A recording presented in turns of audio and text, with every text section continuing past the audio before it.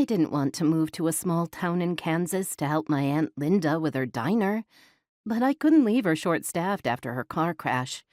Her brakes had given out, and her old Chevy had bolted down a hill and crashed into a tree, crushing her leg. Of all my relatives, Linda was the last one I wanted to spend time with, but family was family, so I needed to be there for her. Muddy Creek, Kansas, only has 500 people, which was at least 20,000 less than I would like. I enjoyed visiting for a week or two, but anything more made me antsy.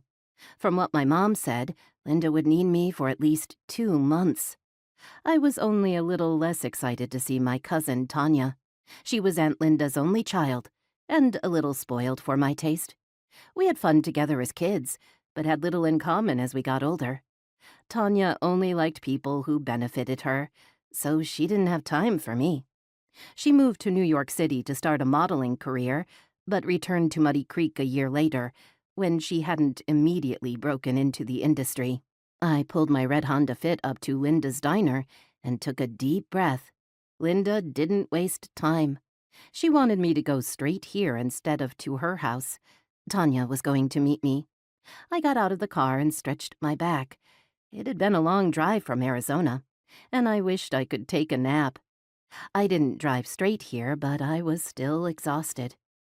The diner looked exactly the same as it had 2 years ago. A large sign with big cursive letters hung above the front doors. When I was younger, it was called Grammy Sue's Diner.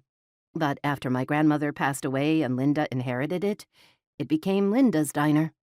The brick building was old but well kept. I pushed open one of the large glass doors and squinted when I went inside. I looked around the diner, noticing the new red upholstery on the booth benches.